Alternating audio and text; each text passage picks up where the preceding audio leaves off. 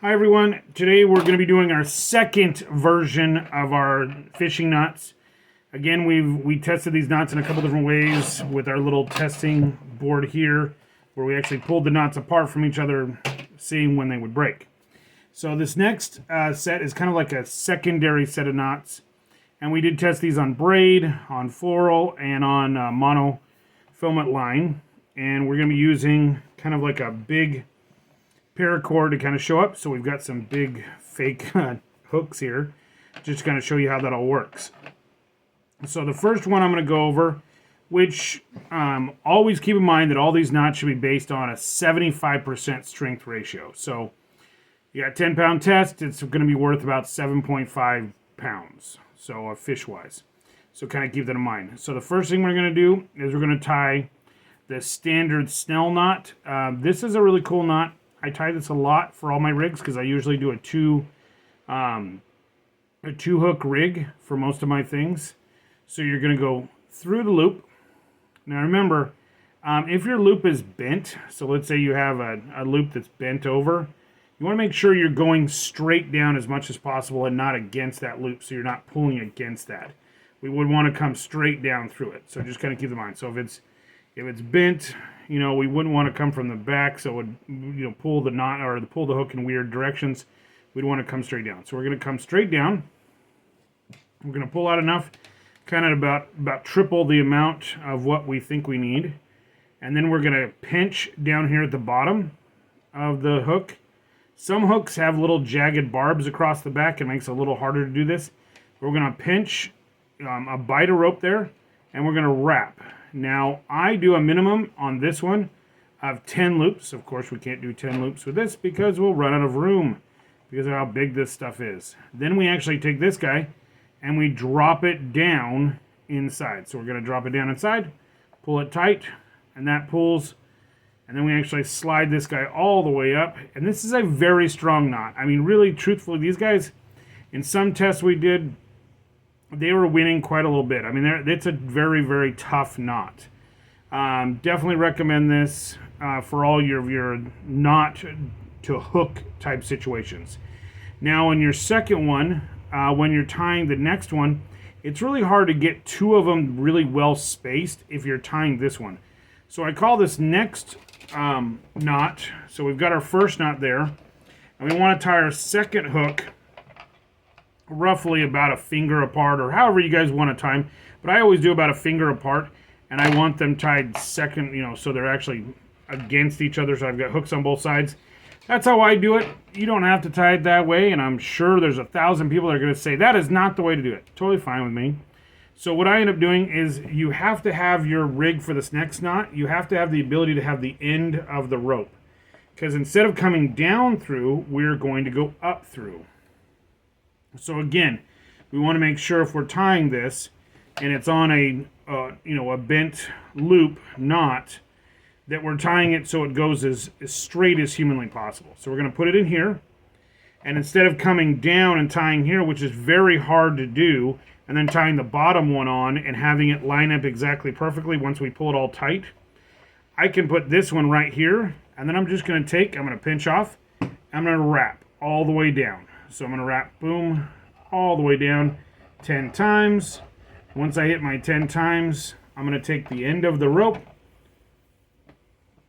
come back through, and pull tight. Now this is kind of a cool one because you can do this with live bait. A lot of people like this because what you can do is you can actually pull a little loop here and help hold your live bait. So you've hooked it on here, maybe you got a big shrimp or something on there, and you can put the rest of the shrimp in there and pull it tight. And that help holds it in place so it's a little easier to get up, you know, that full amount of bait on there. You notice how it's real easy to tie an exact rig with that finger just in between. However you guys want to do it, this is how I do it, and I think it works very, very well. I'm going to tie that one more time with some smaller rope so you guys can see both of these tied. And these are, like I said, all my rigs I do for salmon, all my rigs I do for all the different stuff for trout and for kokanee, all have double hooks. So unless I'm going to a lake that doesn't allow double hooks, that's how I'm going to tie all of my double hook rigs. So we're going to take a little bit of this yellow line here. We're going to go down or up through.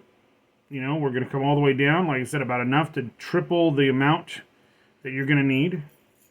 We're going to pinch it off. We're going to wrap our 10 times.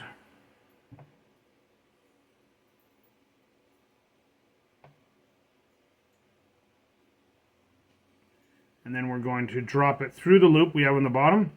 This is a good time to wet this knot right here, just as you're tightening it up, because this skin pulls against this whole entire knot. Once I've tightened it all down, I'm going to go ahead and I'm going to pull against that. And that cinches it up.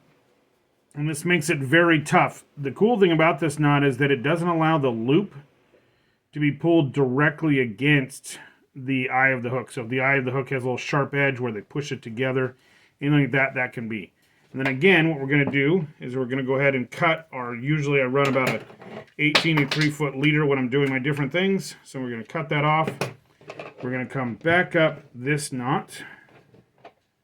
So we're going to go up all the way through. We're going to push our guys apart. That 1 finger length for me, that's what I do. I'm going to come in here and I'm going to wrap. 10 times. And then we're going to take the end of the line and go all the way up through. And again, I'm going to sit there, I'm going to wet it before I pull on it, and I'm going to pull that all up tight. And I can pull it nice and tight now, and that sucker is very, very close to that 1 finger mark, all nice and tight, and it goes really, you know, you've got a really fine line here that ties up a perfect snell knot. It looks really good, if nothing else. So that's kind of where I'm always a big hook fan. When it comes to this, keeps the hooks very straight. They pull really straight, and they're very, very strong at this point. Where are we going to next? So our next knot is a knot that a lot of people end up using. And we're going to go ahead and cut this guy off because we need another loop here. So let's say you're tying some of your baits. A lot of your bass fishermen know this knot, but this is called your loop knot. So we're going to do this on the green line here. We're going to take our green line. We're going to tie a overhand knot in it. Okay. We're going to take our overhand knot. We're going to come through the loop of our hook. This would usually be tying onto a lure that we want to have the ability for the lure to flop around inside. Now, in my opinion, I just put a snap hook on there. If you're a person that thinks that's super important, I pull it all the way down to the very bottom.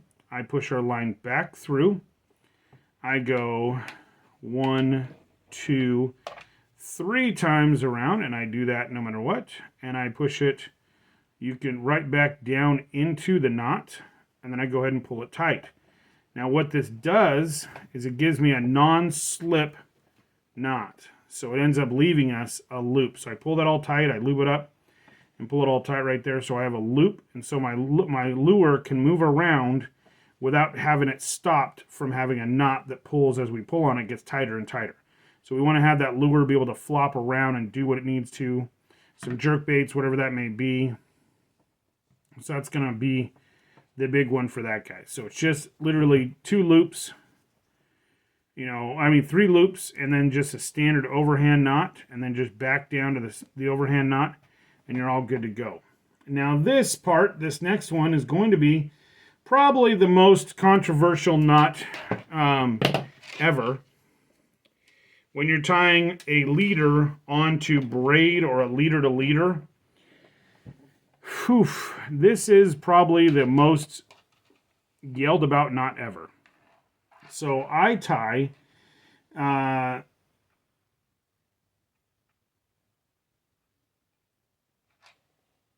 the Alberto knot. So the Alberto knot is a knot where you take your bigger mono knot, or mono lead, and we pinch it over so we have a bite of the rope. We're going to take our braid or our smaller floral, whatever that may be, and we're going to go ahead and we're going to come around and we're going to wrap 10 times. Okay, so this is really important. We're going to wrap 10 times. This takes a lot of line, and especially on this particular stuff. We're going to wrap 10 times. Now we're only going to do 5 times, or probably 4 times for this because it is such a big group of stuff. I'm going to pull all the way around, okay? Once we get, you know, our 10 loops on there, we are going to then pinch the back of the knot and go back over it. And we're going to cross all the way down 5 more times in our, you know, our scenario here, but we'd want to do it 10 more times when we're doing it braid, or, you know, mono to braid. And then we go back through the same knot just like that. So we end up with a knot that has 10 twists up, 10 twists down, and back through the same loop. This is where we'd want to wet it down. Now this is where it comes a little tricky. So as we're pulling it down, when we're dealing with braid, this is a cinch knotter, one that's going to compress on itself. So it's going to crush down right here. So it is very important that we have something to pull against. So it could be as simple as having a couple of sticks. We're going to wrap up in there, and we're going to pull until the braid itself changes color. So if that's a green braid, it will kind of go a little clear. Like this yellow braid I have here will go clear. It will actually change color when we're pulling on it. And we'll want to do that on both sides. We want to pull. You can't really get a hand on it by just pulling it by hand, especially on the braid side. You'll tend to cut yourself. So get yourself a couple little dowels and tighten that guy down ahead of time and put those dowels in your toolbox. This is a very, very tough knot. Is it the best knot in the world? Hands down, no. I will tell you right now, everything I've ever tested, the FG knot is the hands down braid to mono best knot ever, okay? It is incredibly hard to tie. This is very simple, and I found that most of the time when I'm dealing with knots, it is better to do it the easiest way and then just assess what value you have on this. This is about an 75 to 80% knot. Sometimes it will get a little higher than that. Sometimes with some of the testing you'll see out there, it will get all the way up to about 90. That's good enough for me. At 75%, I know that if I'm trying to catch a 75-pound fish, I need to put a 100-amp line on there. That's easy. I always run by that 75% mark, and I never have a problem. It just is super simple. You know, even we always, in the climbing world, we always do the 50%. Any rope we have that we tie a knot in, we want to go 75% or 50%. So in fishing, if I can get 75% out of that, I feel that I've done really good. We're going to do that one more time. We're going to count our pink line over here as our mono. We're going to cross over our mono. And this is a great knot. And I think it's so easy that there's really not a reason to tie the other knots. And like I said, I want plenty of actual line on this one because I'm going to start, you know, twisting here. I want to pinch my knot up top, and I'm going to twist 10 times. So 1, 2, 3, 4, and we're just going to go 5 here because we don't have all day. And we get 5. We're going to do the same thing on the way down. We're going to pinch at the very top now, and we're going to go 1, 2, 3, 4, and 5, and then back through the loop. Okay. The Albright knot is very similar to this with some extra loops up front. It is, in my opinion, it's been proven not to be as good. And everybody talks about not crossing over, but if you look at the knot, it just naturally crosses over. I have not been able to do this knot without crossovers. I don't think it hurts the knot, and it didn't seem to hurt any of the testing I did. Make sure you're there, and then like I said, just wet it down at this point once you get to here. And we're going to go ahead and pull it down until we see it completely cinch up around. You can even help it a little bit on some of your thicker stuff. What I like over this, a lot of people use the double uni knot, which actually is a little bit tougher. This is a stronger knot than the double uni knot, though. Just keep that in mind. But the double uni knot, the problem I have is that I've had it dive underneath. So this is the knot I recommend use. Go ahead and use that guy there. When you pull it, again, you're going to want to have your rods and just pull until that braid changes color. And then that sucker, it's cinched down to a point of where it is impossible to get apart. Now, a couple things, guys, that we can do. Why do I pick, so we've kind of gone over some of the knots we've already done. Why did I pick the knots I picked? Okay, so first off, why did I do the arbor knot? The arbor knot is super simple, that wrap. Now, if you are having troubles with that slipping, even with the tape on there, you can double wrap the knot. So that's one that I recommend here. If you're doing it and you've tied your knot here, you've got your first knot in there, and you're still having a lot of slipping where you notice that you're having slipping down the road, or even if you don't want to have slipping, you can always do a secondary wrap, meaning that I wrap twice around, so I get this 2 wraps on there, and that kind of pinches against itself, and that works really, really well. So that would be one I'd recommend if you're having trouble, you're doing some bigger mono maybe, or some heavy braid, putting that extra wrap in there. Why do I like this knot? It's just gosh dang simple. It just is, guys. It's just super simple. Now that's the one nice thing you'll notice, even without tape or anything, this stuff, even with that extra wrap, will really lock in there. It locks in nice and tight. Why do I pick the knot I do for tying to it? The improved uni knot. Well, I like the uni knot over all the other knots. The one problem I had with the polymer knot is when I was trying to cross over. So let's say I'm sitting there and crossing, and I'm doing it on lures. Let's just say I'm doing it on lures. So I'm sitting there and I'm crossing over, and I put it's super easy knot. And like I said, if you're not a knot guy, this is the knot for you because it is so dang simple. But here's the problem I have. Now try to get this guy over every other thing that you've got on that. So that could be full of treble hooks and stabbing yourself while you're trying to do it. And then getting it over here, I don't like that, and I don't like the way the knot has a tendency not to cinch up until the last little bit. And it's just not as strong. So I definitely recommend that. If you are going to tie the polymer knot, you can do an extra loop in there to add some extra strength if you're having troubles with that breaking. When you do your loop, your first knot there, you can do an extra loop through there, and that increases it about 10%. It's quite impressive how much that does help. When do I tie clinch knots? Clinch knots I still tie today when I'm tying on flies because it's a single loop. I don't have, when I'm tying on flies, I do not have room to tie twice, so it just doesn't work for those other knots. So I still tie a clinch knot for that. And I tie clinch knots on all my rigs where I'm doing dropper rigs, drop weight rigs, because I want that drop weight rig to break off. Instead, if it hits the ground, instead of losing my whole entire rig, I tend to put my weakest knots there so it will break there instead of break anywhere else on my rig. Other than that, I always tie a modified uni knot. 100%. I hope this helps out, guys. I hope if you have any questions, I love knots. I love hearing about them. Tell me what knot you guys tie in the comments there. I love to hear what you guys are using or what your experience you've had. This is my knowledge as it is right now for the fishing I do, which is always kind of weird because sometimes people fish different types of fish. I'm a big salmon and trout troller.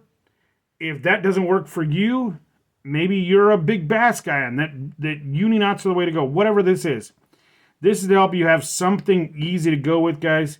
Remember, my big go-to knots are the improved uni knot, hands down the winner of every single test we did by a fair amount.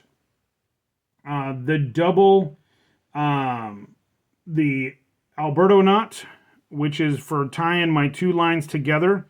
Both of the versions of Snell knots. The easy Snell knot version we just did, I don't recommend doing unless you've got a secondary hook below it.